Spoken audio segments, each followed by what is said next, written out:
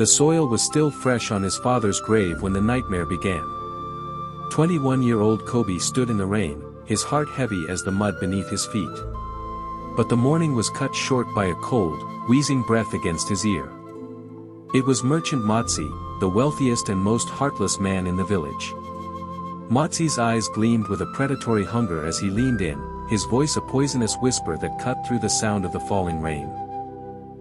"Your father died owning me a debt of blood and gold, Kobi," he hissed. "He gambled away the very roof over your head." Kobi felt a chill that had nothing to do with the weather. Matsi pointed a gnarled finger toward Kobi's 19-year-old sister, Yara, who stood weeping by the trees. "If the gold does not reach my hand by the next full moon, I will not take your house. I will take her. She will become a servant in my compound, and she will never see the sun again." Kobi's fists clenched until his knuckles turned white. He had no money, no crops, and no friends. He looked at his innocent sister and then at the greedy monster. In that dark moment, a desperate, dangerous plan was born in his mind. The moon was a sliver of bone in the sky when Kobi moved for the first time. The village of Alawo was silent, tucked away in sleep, unaware that one of its sons had turned into a predator. Kobi's heart hammered against his ribs like a trapped bird as he approached Elder Okoro's granary. He knew the layout well, he had helped repair the thatch roof just last summer. Now, he was breaking in. Every creak of the wood sounded like a thunderclap in the stillness. He reached for a small bag of dried peppers, a high-value trade item. His hands trembled, and sweat stung his eyes. "I am not a thief," he whispered to the darkness, but the darkness did not answer. He stuffed the bag into his tunic and vanished into the shadows just as a guard's torch flickered in the distance. He didn't take the peppers home. Instead, he ran to the edge of the forest where Matsi waited like a vulture. He dropped the bag at the merchant's feet. Matsi kicked the bag and laughed, a dry, rattling sound. "A good start, boy. But this is just a drop of water in an ocean of debt. Bring more tomorrow, or the girl is mine." Morning brought a different kind of pain. The village was buzzing with news of the theft, and the shame walked into Kobi's house before he did. His mother, Mama Nne, was standing by the hearth, her face a mask of grief. She didn't look at the empty pot on the fire, she looked at Kobi's dirty fingernails and his bloodshot eyes. She had heard the whispers in the market, that Kobi was seen prowling near the granaries. "I raised a lion, Kobi," she said, her voice cracking like dry wood. "I raised a man who was supposed to carry the honor of our ancestors. But today, a hyena returned from the forest." Kobi wanted to fall at her feet. He wanted to tell her about Matsi's threat and the contract that was suffocating them. But he saw Yara in the corner, her eyes wide with fear, and he knew he had to stay silent. If Yara knew the truth, she would walk to Matsi's house herself to save him. He had to be the villain so she could remain free. "Go away, mother," he said, forcing his voice to be cold and hard. "I do what I must." His mother spat on the ground at his feet, a curse that burned deeper than fire. Walking through the village square became a gauntlet of daggers. Kobi used to be the man everyone called for help with heavy lifting or a broken fence. Now, as he passed the palm wine hut, the young men his age went silent. They watched him with narrowed eyes, their hands moving instinctively to cover their waist pouches. "The rat of Alawo is walking in the daylight," mocked Chidi, a man who once called Kobi a brother.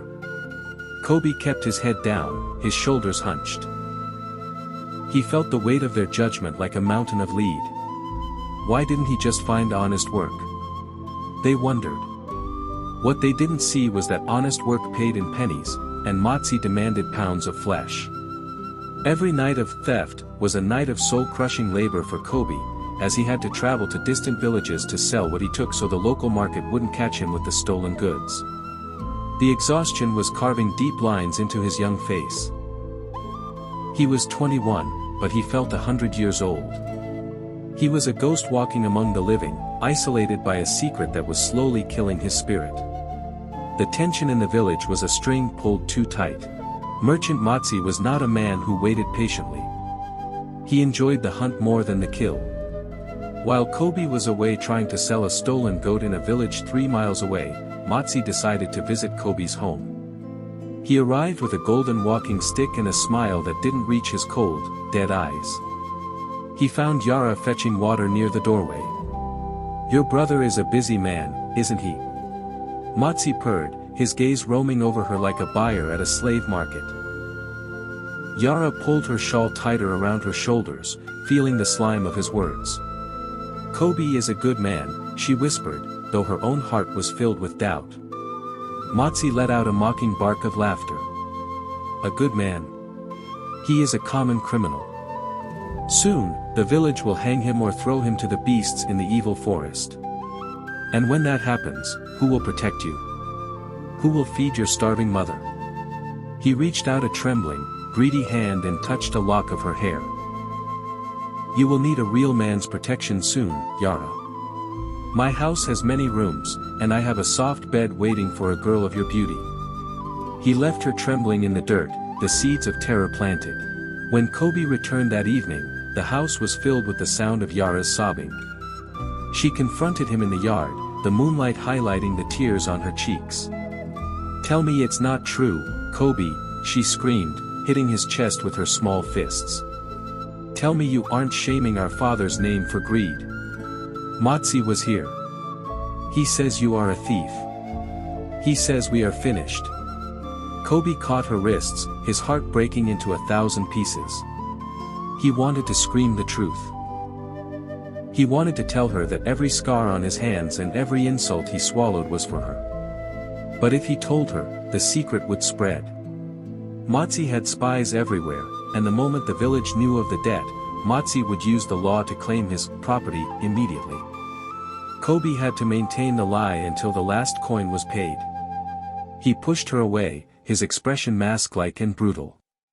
"Believe what you want, Yara," he said, his voice a low growl.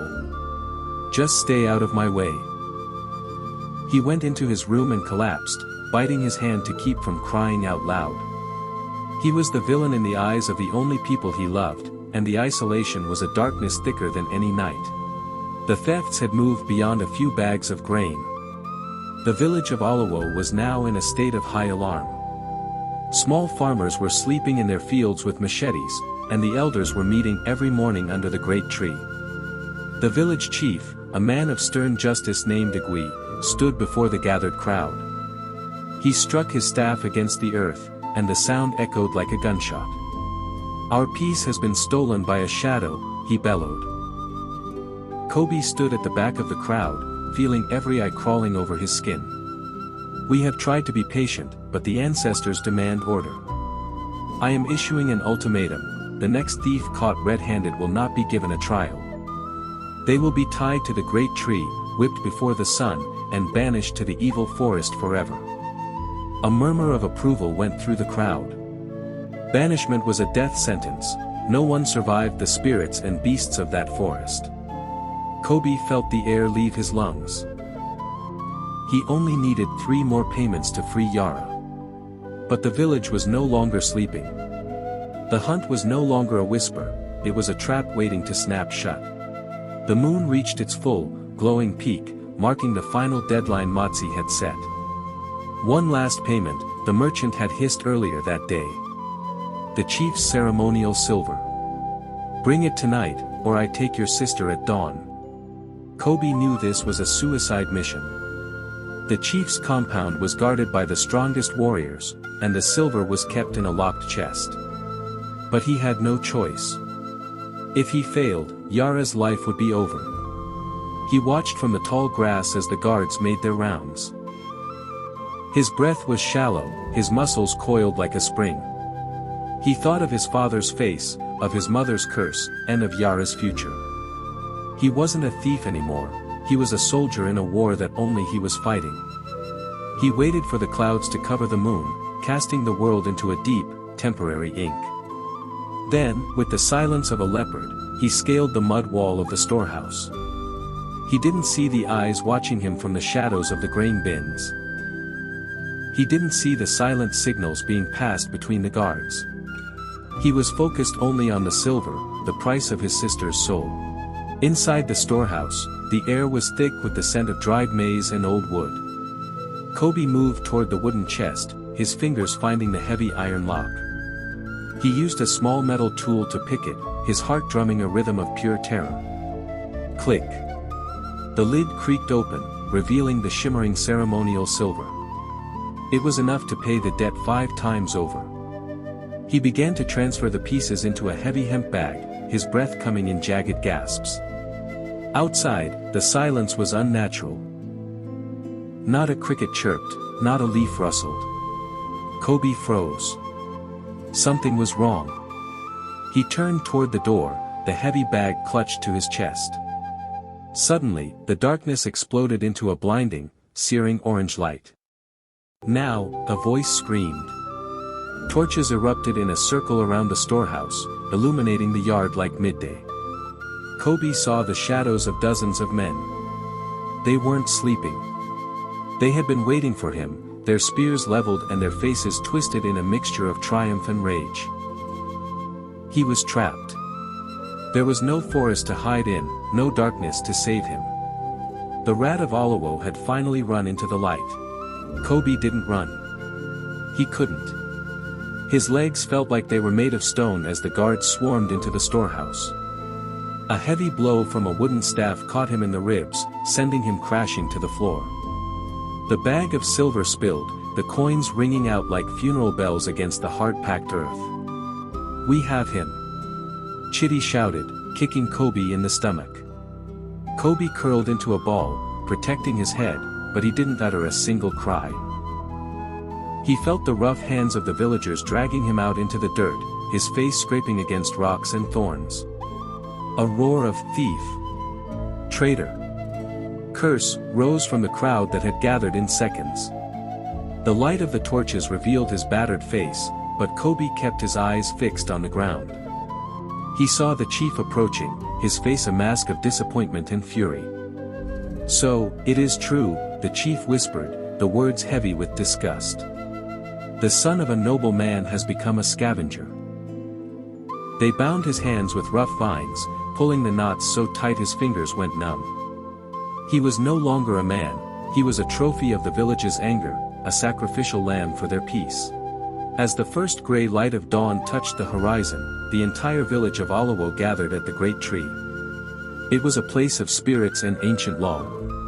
Kobi was dragged to the massive trunk and lashed to it, his arms pulled high above his head.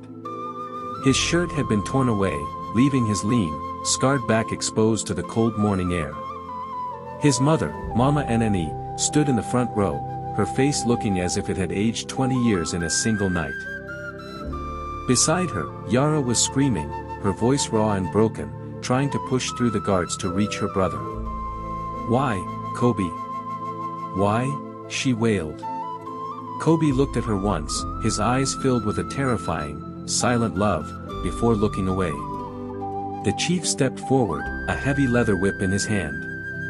"Kobi of Olowo," the chief announced, his voice carrying to the very edge of the forest.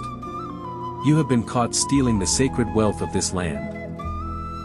You have shamed your ancestors and betrayed your blood. Before you are cast into the evil forest, you will receive the stripes of a coward." The first strike of the whip whistled through the air, a sound like a breaking branch. The whip fell again and again, but Kobi remained as silent as the stone. The only sound was the gasping of the crowd and the sobbing of his sister.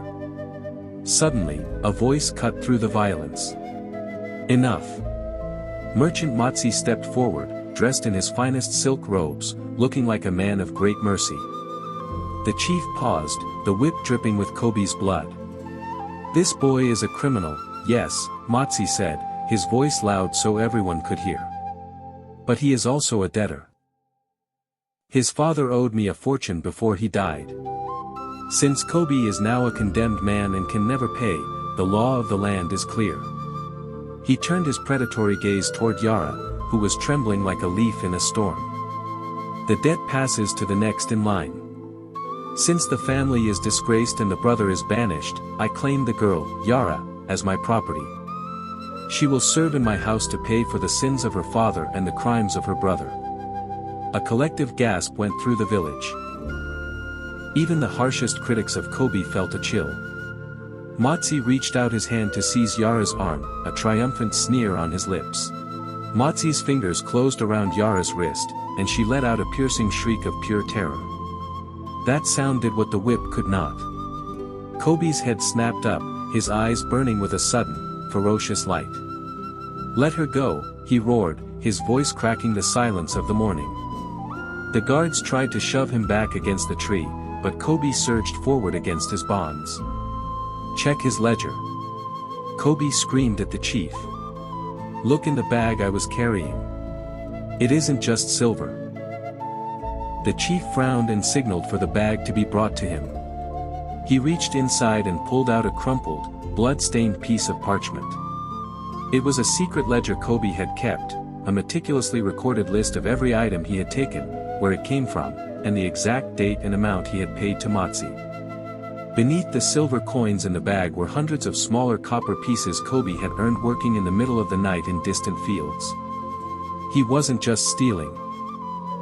Kobi cried out, his voice shaking with exhaustion. He was charging me 10 times what was owed. He threatened to take my sister since the day my father's heart stopped beating. The village elders crowded around the parchment.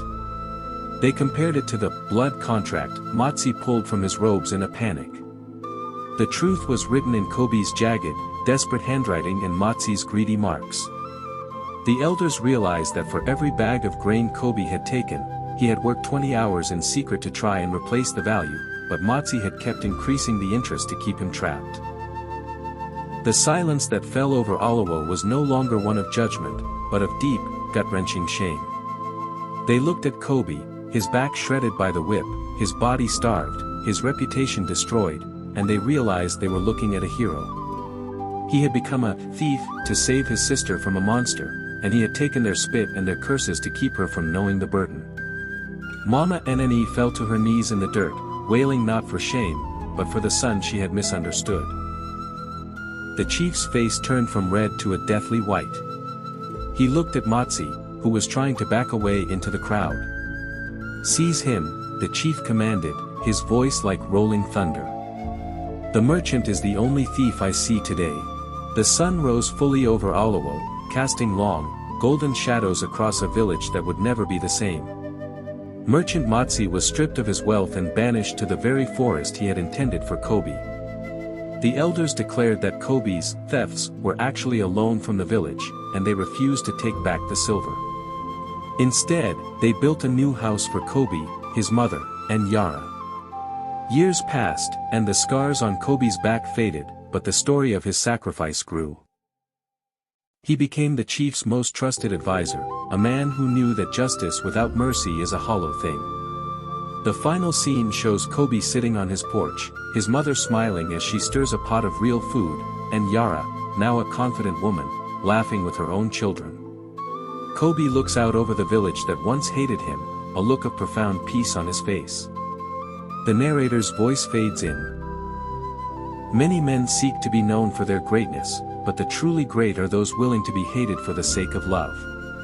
Never judge a man by the burden he carries, until you know the soul he is carrying it for.